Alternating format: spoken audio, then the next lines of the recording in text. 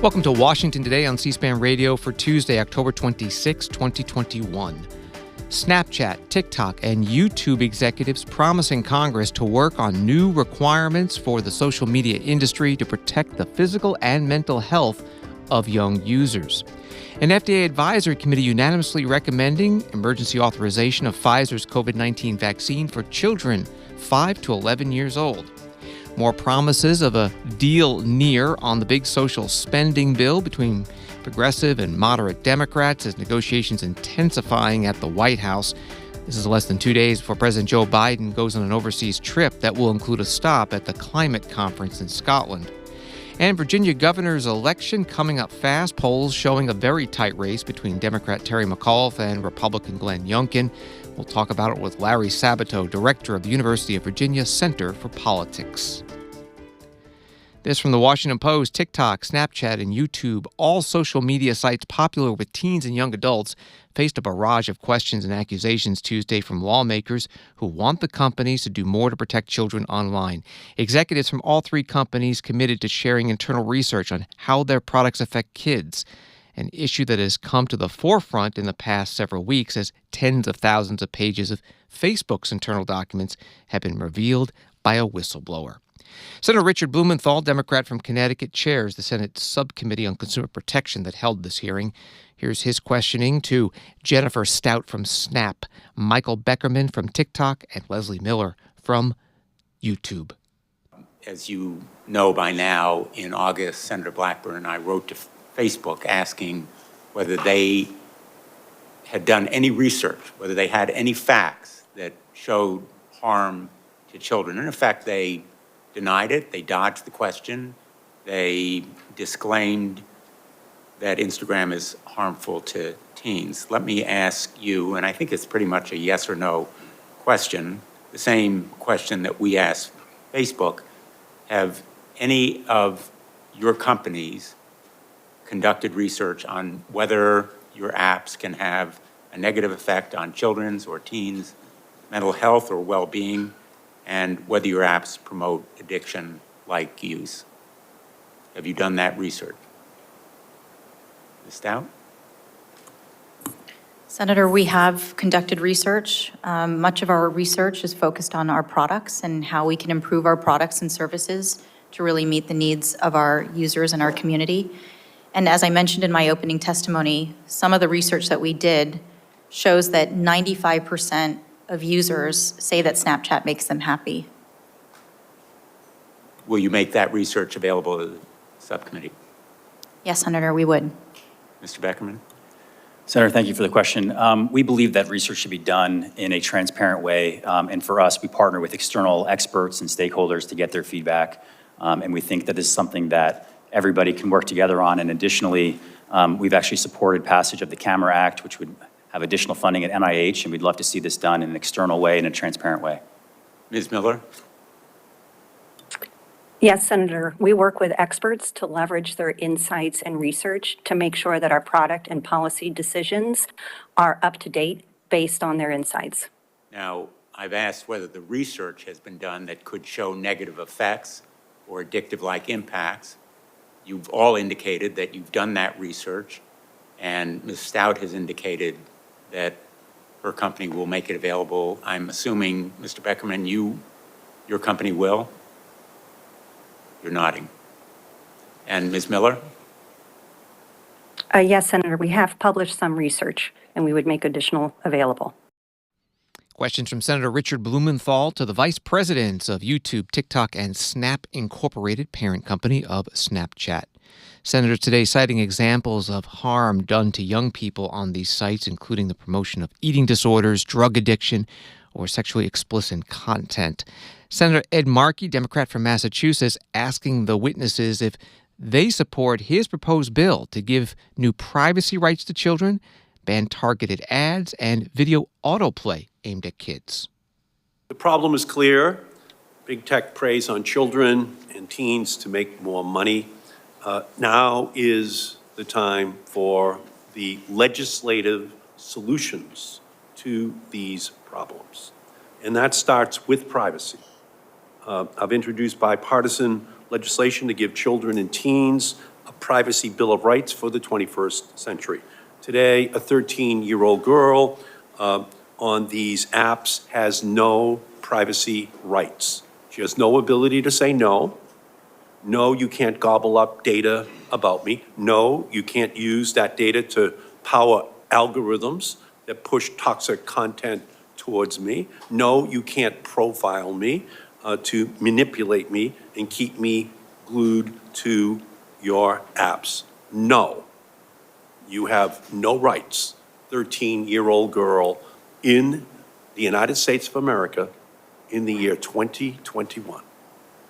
My bipartisan Children and Teens Online Privacy Protection Act gives 13, 14, and 15-year-olds that right to say no. To each witness, do you support my legislation to update the Children's Online Privacy Protection Act to give that 13, 14, and 15-year-old control of their data? Ms. Stout. Senator Markey, I just want to say that we absolutely support a federal privacy proposal, and we've worked very hard with members of this body to try to. Do you support my child protection, my teen protection law? Do you support it? So, Senator, we agree that there should be additional protections put against young people to protect them further from. Right. So you've had a chance to look at the Child Online Privacy Protection Update that I've introduced. It's been out there for years. Do you support it or not? I think, Senator, we'd love to talk to you a bit more about some of the we've issues. Listen, this is just what drives us crazy. We want to talk, we want to talk, we want to talk. This bill's been out there for years, and you still don't have a view on it. Do you support it or not? I think there are things that we would like to work with you on, Senator.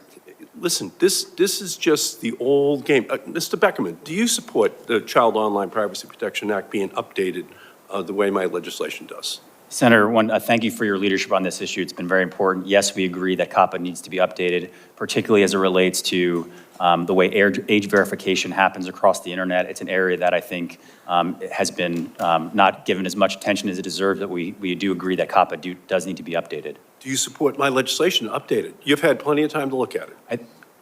We like your approach. However, I think a piece that should be included is a better way to verify age across the internet, across apps, rather than the system that is in place now. And I think with that improvement, it would be something that we'd be happy to support. Okay, Ms. Miller. Senator, we also support the goals of updated comprehensive privacy legislation. On your specific bill, I know we've had conversations with your staff in a constructive manner, and I would welcome continuing to do that. Questioning to the executives from Snap, TikTok, and YouTube by Senator Ed Markey at today's hearing. Another issue that came up involved TikTok and its relationship with its owner, Chinese company ByteDance. As Channel News Asia explains, former President Donald Trump had sought to bar TikTok, a popular platform used by millions of Americans, from U.S. app stores, saying it collected data from American users that could be obtained by China's government and posed a threat to U.S. national security. Democratic President Joe Biden later revoked Trump's plan, but sought a broader review of various foreign-controlled apps. Back to the hearing, subcommittee ranking Republican Senator Marsha Blackburn of Tennessee, pressing TikTok's Michael Beckerman. Mr. Beckerman, I want to come to you first. In the past, TikTok has said that it has never, nor would it ever, share and provide user data to the Chinese government, even if asked. Yet your privacy policy says you can disclose data collected to respond to government inquiries.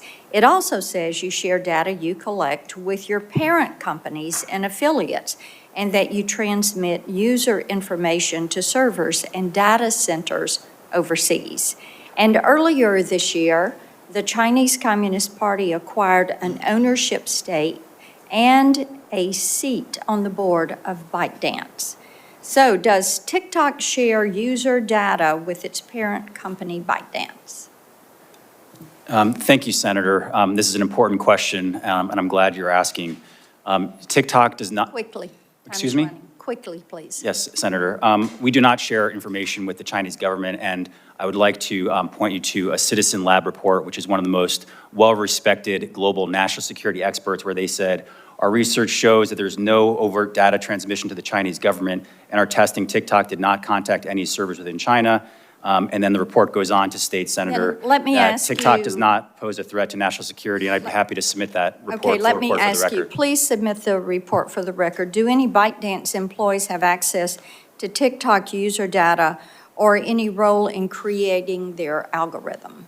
Senator, U.S. user data is stored in the United States. Our backups are in Singapore, and we have a world-renowned U.S.-based security team that handles access to user data. I understand that you say you store it in Singapore.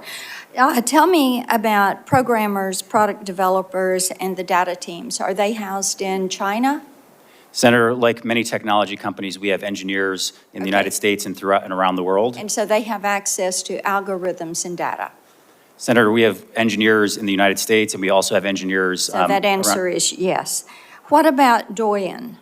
ByteDance says they are fully separate, but do Douyin employees have any access to TikTok user data or input into the algorithm?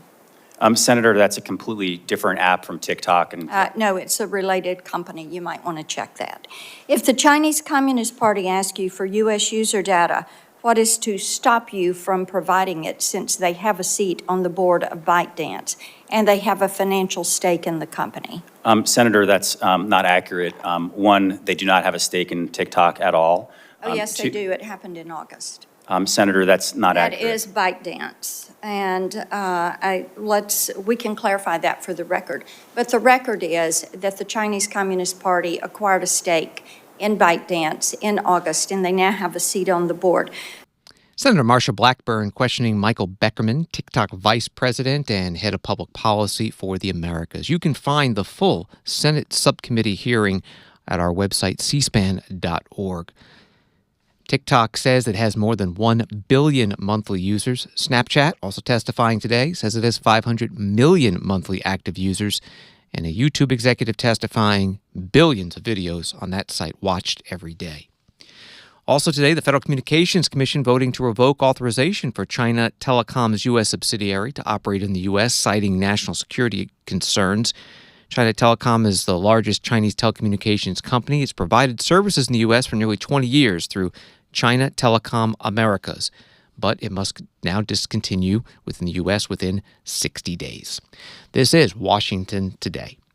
From NBC News, a smaller dose of Pfizer BioNTech COVID-19 vaccine cleared its first regulatory hurdle Tuesday for use in young children after a Food and Drug Administration advisory committee voted to recommend it for emergency use authorization for those ages 5 to 11. The 17-0 vote with one abstention will now go to the FDA, which is expected to make a final ruling in the coming days. If authorized, the move would make nearly the entire U.S. population eligible for COVID shots. Only children ages 4 and younger would remain ineligible. NBC News adds this: despite the vote in favor, deciding whether the benefits of vaccination for young kids outweigh potential risks appear to weigh heavily on the advisors. Some of today's proceedings, Dr. Doran Fink, Deputy Director of the FDA's Division of Vaccines, set the stage Tuesday morning.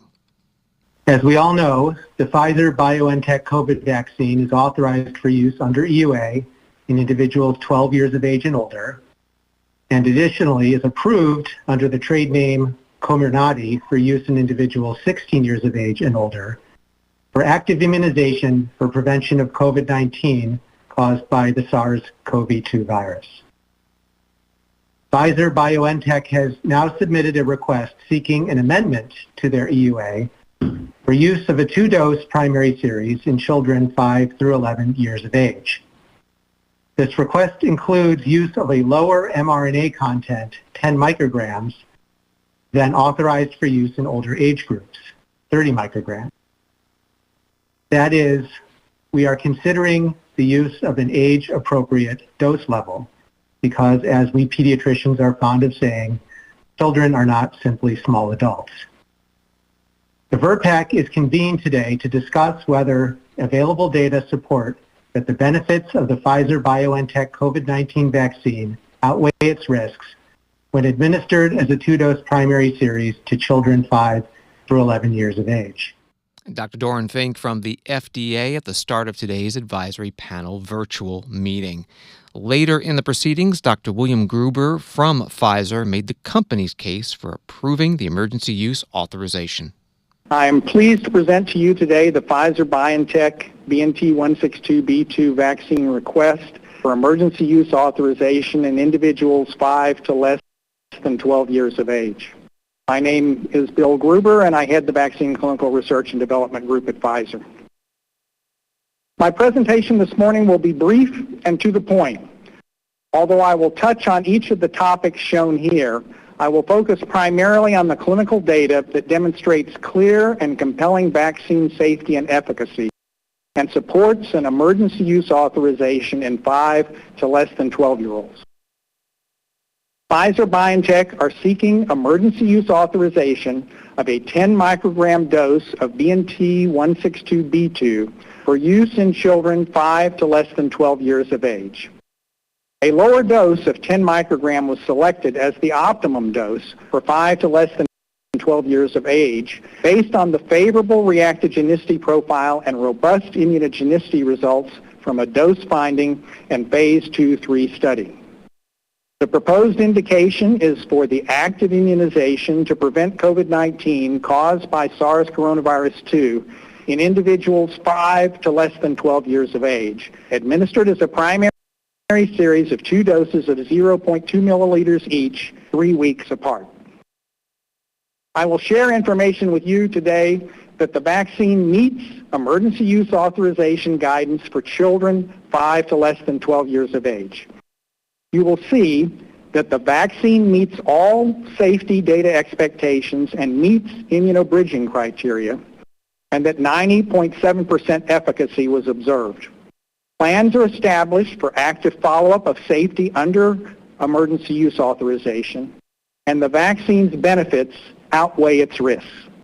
Dr. William Gruber, Senior Vice President, Vaccine Clinical Research and Development at Pfizer Incorporated, at today's FDA Advisory Panel meeting, which again voted unanimously, 1 abstention, to approve the emergency use authorization. Next stop is the full FDA. Next week, the CDC, Centers for Disease Control and Prevention Advisory Committee, will meet. And if they approve it, it's off to Dr. Rochelle Walensky, the CDC Director. Final step before the children ages 5 to 11 can get the vaccine. The Biden administration says it's purchased enough vaccine and set out the plans to vaccinate all 28 million children in that age group. More from the NBC article. They write, like in adults, the full vaccination series consists of 2 doses given 3 weeks apart. The children's doses will come in vials with an orange cap and an orange label. The doses for adults and teens come in vials with a purple cap and a purple label.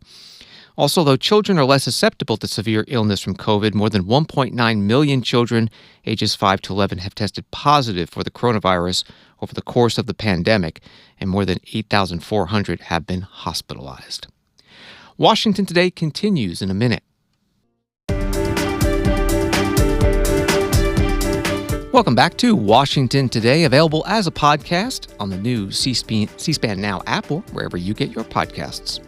A few more headlines. Justice Department says law enforcement officials in the U.S. and Europe have arrested 150 people and seized more than $31 million and 45 firearms in an international drug trafficking investigation stemming from the sale of tens of thousands of illegal drugs on the darknet.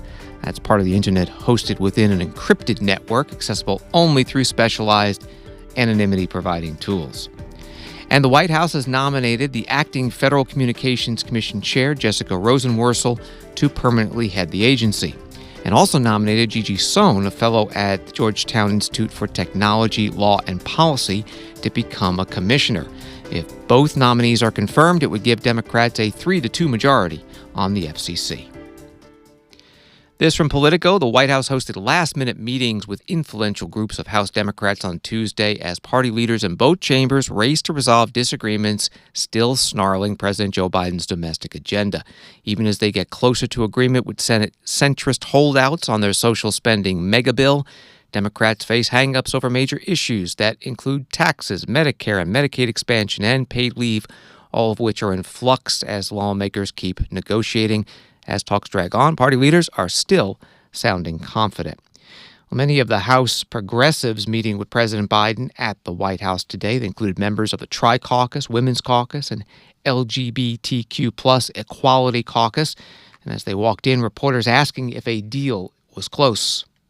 Thank you. Will you still approve?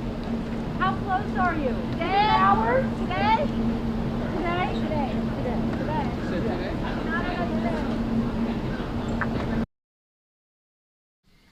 Answers of today to those shouted questions from at least one or two House Democrats walking into the White House. This all comes ahead of President Biden's trip overseas starting Thursday, a stop in Scotland for the annual climate conference. National Security Advisor Jake Sullivan asked today how important it is to get a final agreement on at least that part of the big bill, climate change programs, before the president departs. Jake, just broadly speaking, as we're now looking roughly 48 hours before the president lands here, you just said the president intends to make good on these commitments as they relate to climate change. How important is it, in your view, that he lands in Europe with this deal secured here at home as it relates to climate change, in terms of convincing allies that he will make good on this promise? I think what the allies are looking at is the effort that President Biden has undertaken to design and now negotiate an ambitious, effective, practical set of investments in climate, in clean energy, and infrastructure, and economic growth in the United States. They're excited about it. They raise it when we see them. When we see our counterparts, they raise it with him. They want to see the United States making these investments. They also recognize that the United States has a set of democratic institutions, has a Congress, that this is a process, that it needs to be worked through.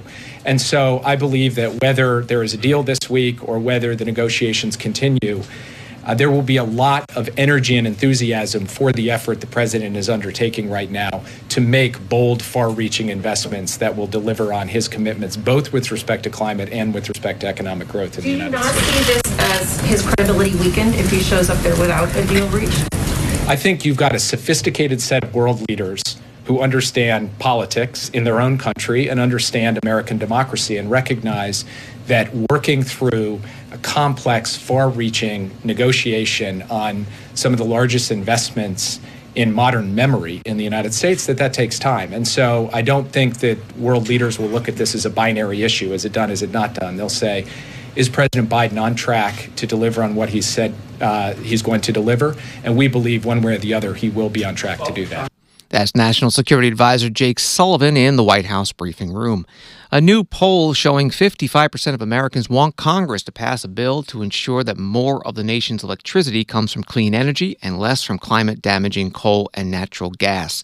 16% of Americans opposed that poll from AP, NORC, EPIC. And Senator Joe Manchin of West Virginia, one of the two Senate Democrats whose votes are needed to pass anything and who have been demanding that the reconciliation spending bill be pared back on such things as the climate change programs that have been proposed. Also, a proposed new expansion of Medicare. Joe Manchin saying on Monday, my big concern right now is the 2026 deadline for Medicare insolvency. And if no one's concerned about that, I've got people, that's a lifeline. Medicare and Social Security is a lifeline for people back in West Virginia, most people around the country. You've got to stabilize that first before you look at basically expansion. So if we're not being fiscally responsible, that's a concern. The quote from Senator Joe Manchin. Today, Senator Bernie Sanders of Vermont, leader of the Senate Progressives, put down his own marker on this. If you ask the American people today what is most important to them, they're going to say two things. Number one, they're sick and tired of being ripped off by the pharmaceutical industry.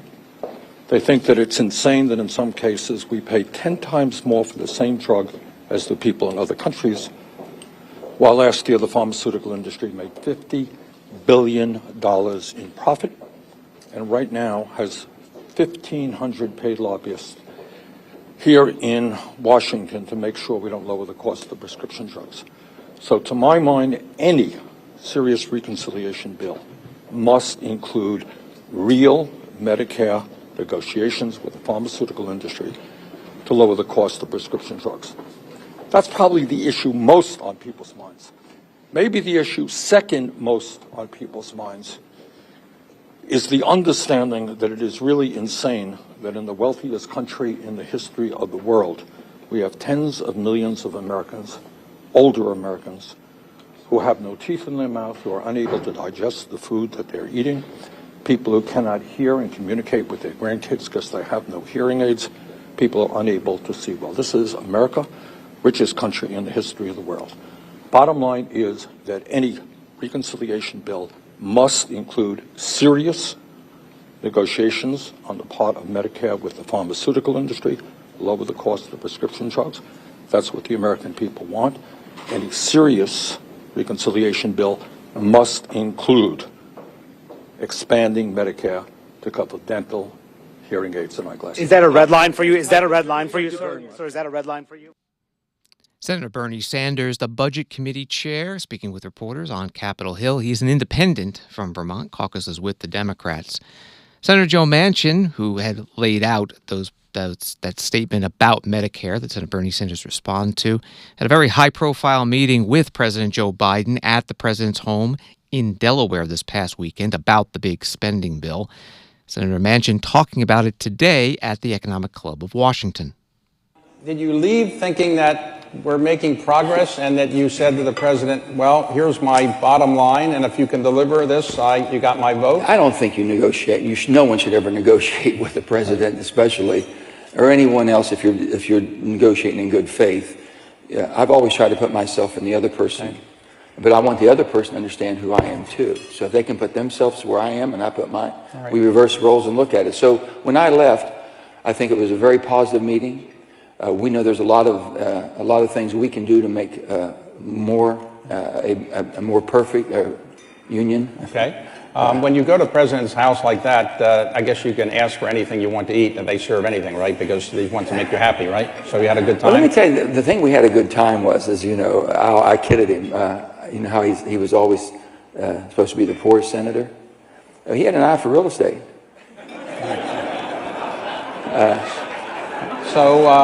So I told him, I said, Mr. President, you didn't do too bad for a poor senator.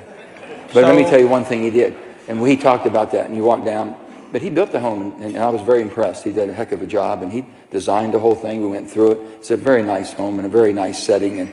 And he has some neighbors, and one neighbor is not of his political persuasion. And if he's 4 inches over, if a car parks 4 inches over, that sometimes he hears about it. Even when he's president of the United States? Oh, right now more so when he's president, yeah. So when you're negotiating with him or meeting with him, are you kind of representing Senator Sinema, or does she represent herself? No. One thing you learn about being a Senate, if you can take care of yourself, you're lucky. Okay. So, all right. So she has her own views, and you have your views. Okay. I respect her very much, and she's a friend of mine. But, you know, I think what we bonded, and because I've been adamant, I've been there long enough to vote in 2013 against the nuclear bomb, getting rid of the filibuster that when at that time Senator Harry Reid did. And then in 2017 when Mitch McConnell did it for Supreme Court. And I've been very steadfast on that. And then to find out I have another person who feels as strong as I do was welcome. Senator Joe Manchin with Economic Club of Washington President David Rubenstein. Senator Manchin also saying during this event that a proposal to increase tax enforcement at the IRS by requiring banks to report new data on accounts to the agency is unlikely to be in a final compromise budget reconciliation package. That provision on the IRS has been heavily criticized by Republicans. On Wall Street, the Dow up 15, NASDAQ up 9, S&P up 8.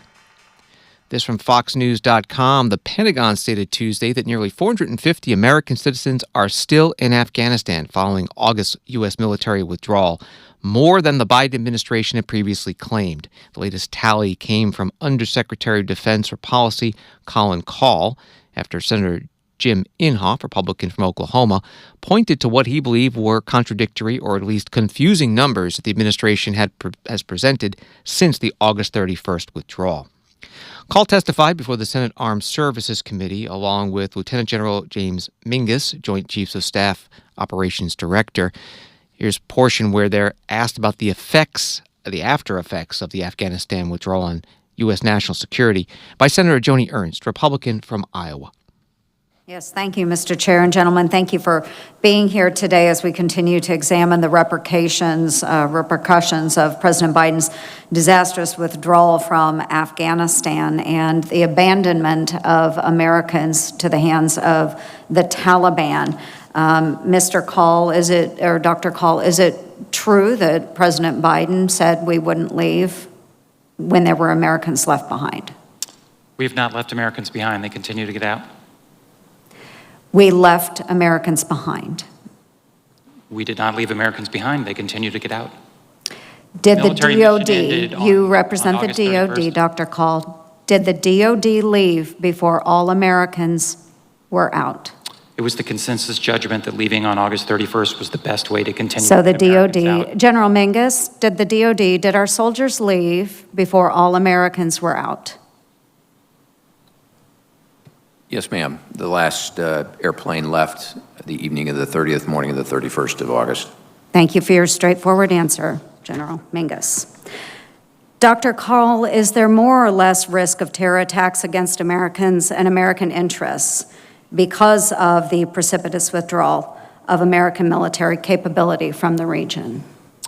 I think the intelligence community assesses that the overall risk to the homeland across the world is at its lowest point since 9/11. We've already discussed the possibility that ISIS-K and Al-Qaeda could reconstitute, and we have to be vigilant against that in Afghanistan. That does not sound like a low risk when you have just told us that the possibility of attack from ISIS-K to our homeland could be 6 to 12 months from now.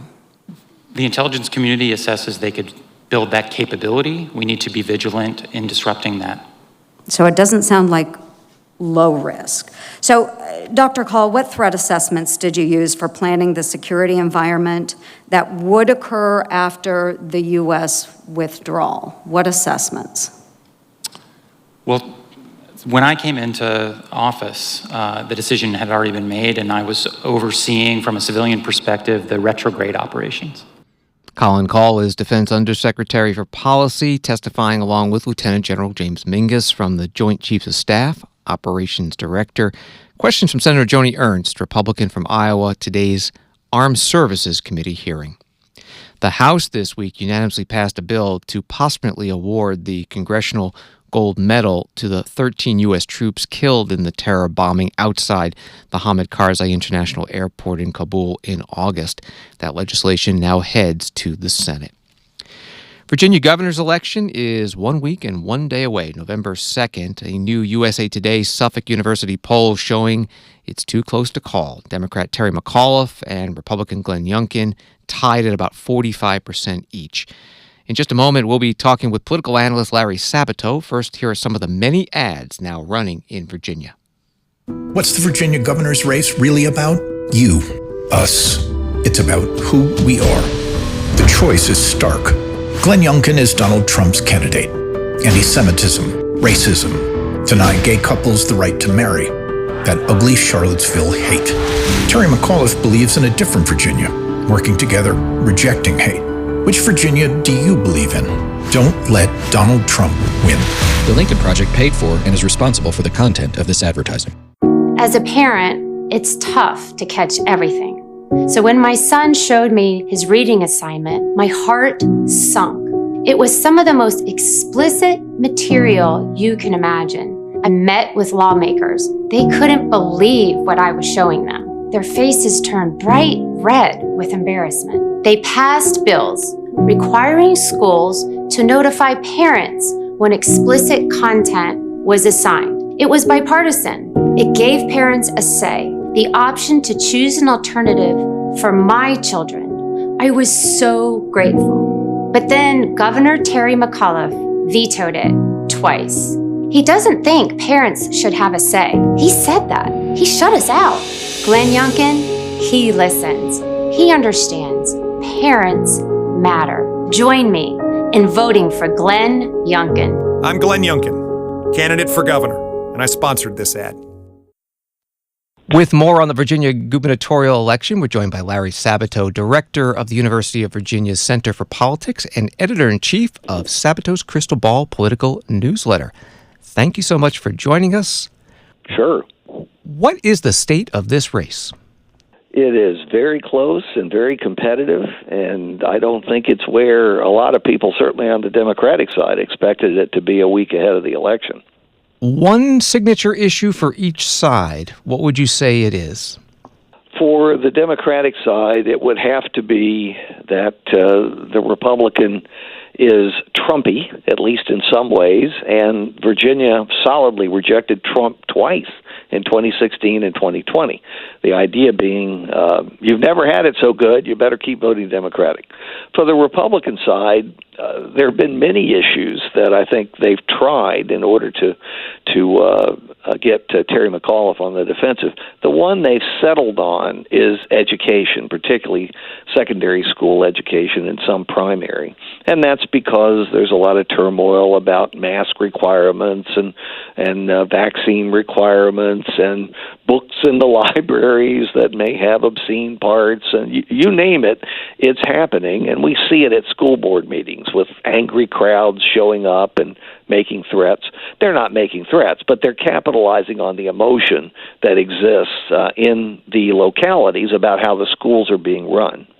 Terry McAuliffe has been bringing in a number of superstars. Former President Obama, President Biden. What does that say about where he is in the race? Democrats lack some of the enthusiasm that Republicans have been displaying, mainly because Republicans have been out of power for 10 years. They've lost every election in Virginia for every statewide office, so they want to win, and they're charged up, ready to go. Democrats maybe are sated by success. They may be unhappy that Democrats in Washington can't get their act together and pass the big bills that Biden and the Democrats promised them. And so what McAuliffe has been forced to do is to bring in the reinforcements, President Obama and Vice President Harris, President Biden twice, Stacey Abrams from Georgia, loads of other people, to try to get Democrats, and especially minority voters, especially black voters, engaged in the campaign. Because without a big turnout of minorities, a Democrat, even in Virginia, cannot win. Any big-name surrogates showing up for Glenn Youngkin? He has tried to make a virtue of the fact that there really isn't anybody that he can invite in who is both popular in Virginia and well-known. You can imagine how the campaign has been sweating out Donald Trump, but deciding to fly in. They do not want Trump here.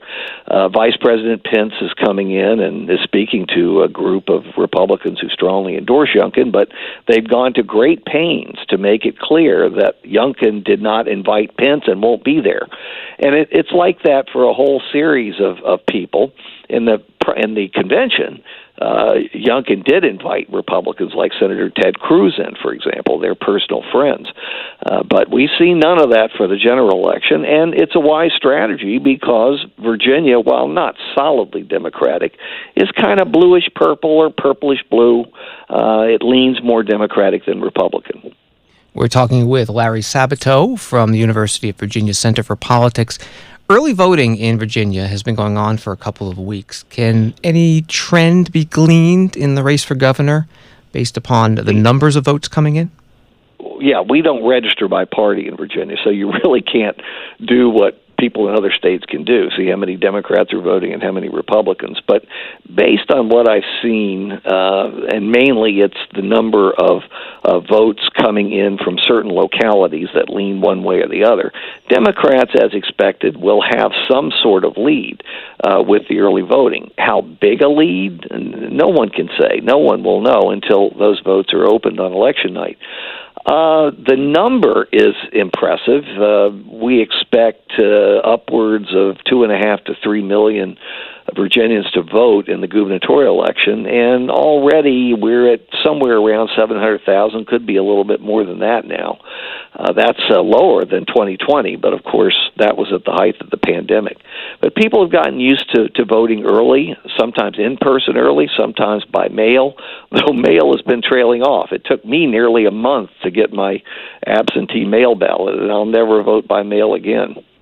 Virginia's governor race is getting a lot of attention because it is the big off-year close race, but there are some pundits that are saying it will be a bellwether for the 2022 midterm elections. Will it? The odds are it will certainly tell us some things about 2022, but it's a year away. And so how many big events will happen in the next year? We can't even count them, and we don't know what they are. So I think anybody who makes firm predictions a year ahead of an election is going to wind up with egg on his or her face quite frequently. Is there a history of Virginia being predictive? To some degree, most Virginia elections do give some indication of which way the midterm election will go. But the Virginia results really don't tell you the magnitude of victory for one party or the other, and sometimes the indicators are just wrong. Actually, the first time that Terry McAuliffe was elected governor in 2013, Democrats said, well, thank goodness, this means 2014 won't be such a bad year for us. Yeah, the Democrats lost the Senate, and the Republicans kept a large majority in the House. So, no, that wasn't an indicator at all. It was precisely the opposite. Larry Sabato is editor-in-chief of Sabato's Crystal Ball, director of the University of Virginia Center for Politics. Thank you very much. I enjoyed talking to you. And thanks for listening today to Washington Today. For more Washington stories delivered straight to your inbox, subscribe to C-SPAN's evening newsletter, word for word, at c-span.org/connect. And I hope you have a good night.